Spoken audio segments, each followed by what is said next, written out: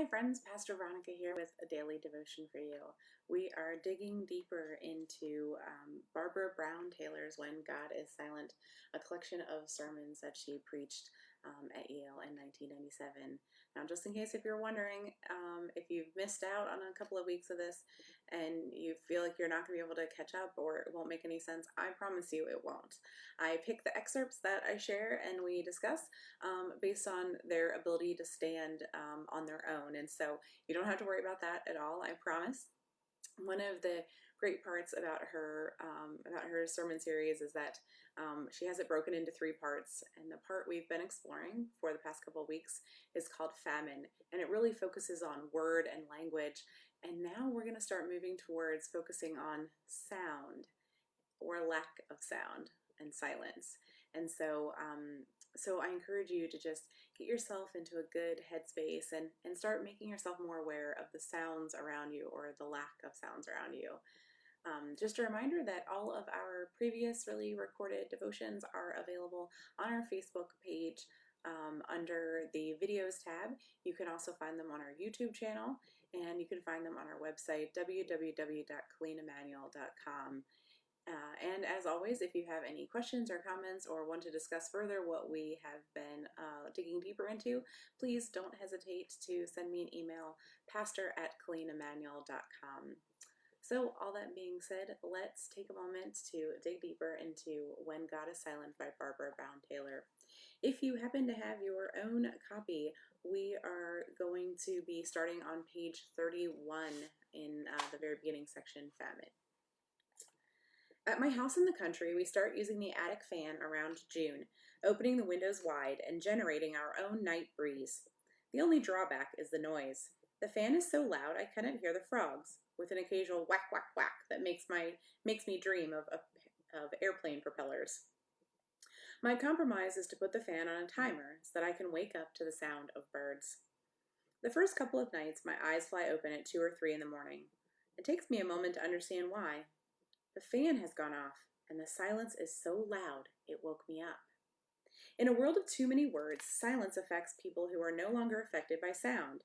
Plenty of us who are defended against sound have no defense against silence. Some of us love it, and some of us flee it. That is because silence can mean anything. If you come into a room where I am sitting and we do not speak, it could mean we do not know each other. It could also mean we know each other so well that words are not necessary. It could mean one of us is angry at the other, or that one of us is leaving and we are both too sad to speak. It could mean we both know the room is bugged. It could mean I'm asleep. The polyvalence of silence is what makes it so intriguing. Context is everything. The silence of a monastery is to be expected.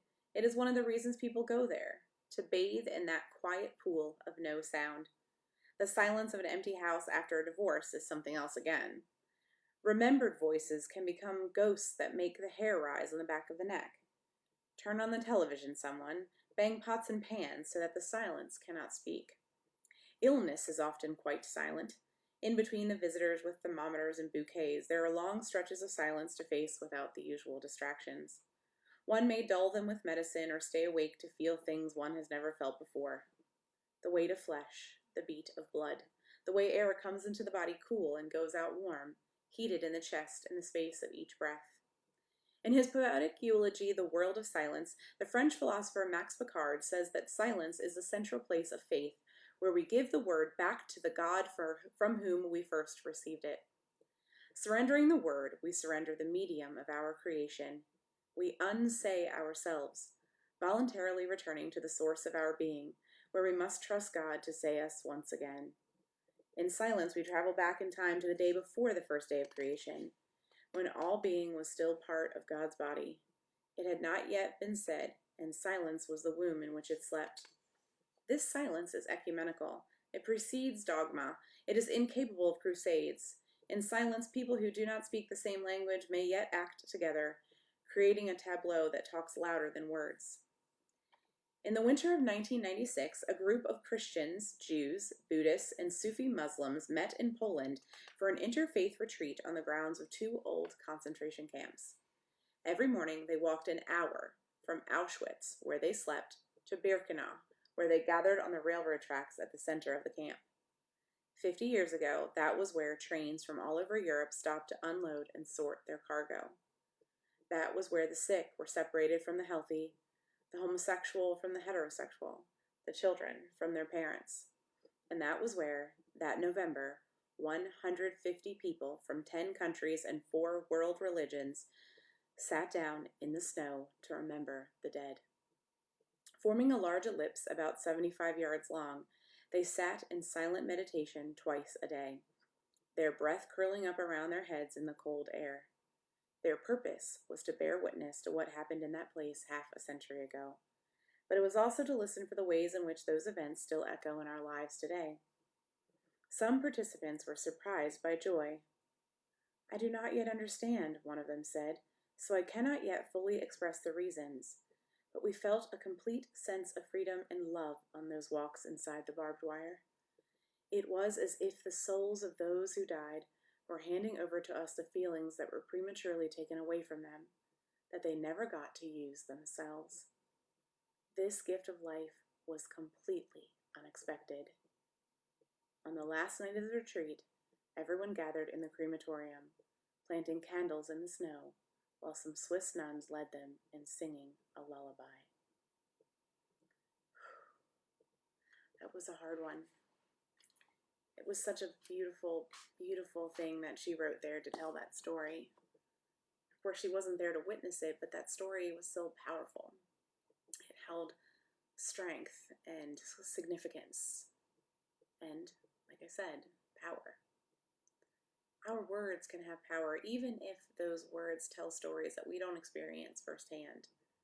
I don't know about you, but the idea of people from different faiths, especially non-Christians, gathering together and walking this walk from Auschwitz to Birkenau, and then sitting together in silence and praying, and then having a vigil.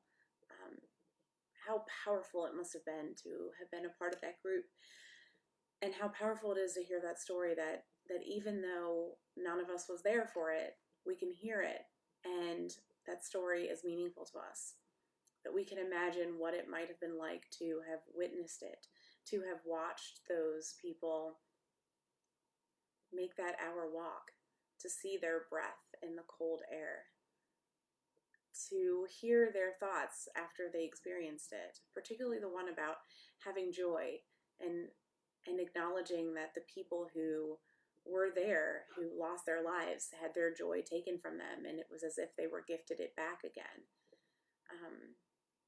You don't have to be present for something for the story to have meaning. And that's where we learn that words have so much power. When someone tells you a story about something they've experienced, maybe it was a trauma, the time they almost lost their life in a car accident, or the time they were attacked, or even a beautiful story, like the story of the birth of their child, or the story of their wedding day, that even if we aren't present, we hear those stories and we hold them in our hearts. Whether it's a story that's sad and breaks our hearts and causes us pain, or whether it is a story that lifts us up and fills our hearts with joy, we don't have to be present for them to be meaningful to us. And that's why storytelling is so important. That's why words have value. But all of that being said, one of the things we're starting to hear from Barbara Brown Taylor in this series is we're starting to hear the importance of silence. It isn't what those religious leaders who went to Auschwitz and Birkenau said that is so meaningful, but it's what they left unsaid. It's that they sat in the silence and they listened for the voices of those who had died there. They listened for the voices of history to speak to them. They listened for the lost souls who aren't at peace. They listened for God to speak to them. We really struggle with silence. It's hard. Even folks who are self-proclaimed introverts still struggle with silence. and it's something that we have to practice. And so we try to do it in worship. We try to have moments of silence, but so often people think, oh, there's silence here, so someone must have forgotten their place, or there's silence here, someone was supposed to be doing something and they didn't end up doing it, or there's been a mistake in the service. I get that, especially now that our worship is online.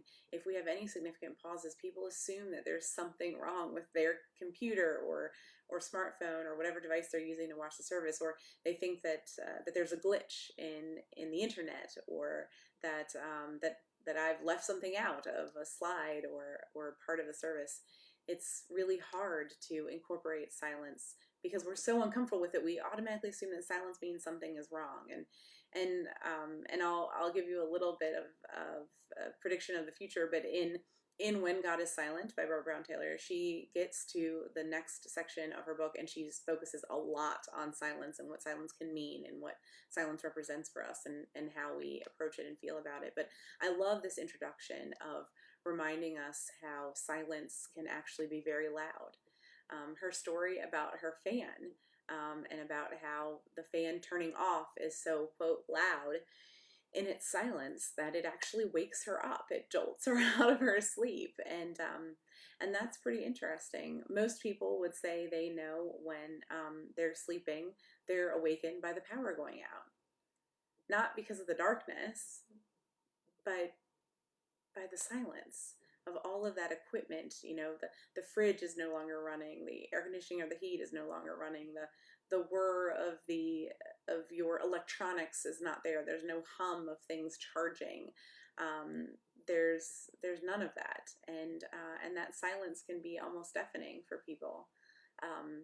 One of the stories that I've always heard about that I found fascinating is, having recently lived in Washington, I learned a lot about Mount St. Helens and the impact that had on the Pacific Northwest. And I've been to Mount St. Helens and Johnson Ridge Observatory, and spent a lot of time learning about Mount St. Helens. And one of the things that I found really fascinating is that where my husband and his mother were living in the Seattle area at the time, when Mount St. Helens erupted, they were in something called the Cone of Silence, and they actually didn't hear it. But people who didn't live that much further away from them, who were on the other side of that cone of silence, they could hear the blast. They were so close to the noise that it almost went over them, like a dome of silence. And they call it the Cone of Silence, where the sound was moving so quickly because of so much energy that it went over them, and they never heard it. This massive blast of a volcano exploding, and they didn't hear it. And for a lot of people, it was such a shock to hear that this had happened because they didn't hear the sound of it. And of course, we always think of that old story, if a tree falls in the forest and no one is there to hear it, does it still make a sound? The answer is yes, it does still make a sound. And that's something we think about. We joke about silence, about how silence can be awkward or uncomfortable. But the fact of the matter is that all those examples she shares about being in a room and someone coming in, they can all be true for us. And yet, more often than not, silence has a negative perception to it. I have not experienced silence in a very long time because I am at home, working from home with my husband and our 4-year-old and our 2 dogs. And so I don't get to experience silence very often. If I want to hear silence, I have to like get in the bathtub after everyone is asleep and put my head underwater for a little bit. Or I have to have earplugs in my ears in order to be able to experience silence. And even then, it's not a guarantee. And so when I hear quiet, it is deafening. It's very dramatic. I had a doctor's appointment the week before last, and I got in the car and I closed the doors, and I wondered what was wrong because it was quiet. It was silent. I couldn't hear anything. And I hadn't started the car yet. And it was uncomfortable because I wasn't used to that. And I know that for a lot of us, it's hard to find that silence, to find those moments to be able to push everything away, push everything out so we can really and truly listen for God. And so that's my challenge for you this week, is to see what you can do to create some space of silence, to just sit and be and listen for God's voice in that silence. Make space to be open to what the Holy Spirit might need to speak to you. And I'd love to hear how that works out for you and what that's like. I know for me it's hard, and yet it can be deeply satisfying, because it is in those moments of silence where I am best able to hear God speak to me and speak to my soul.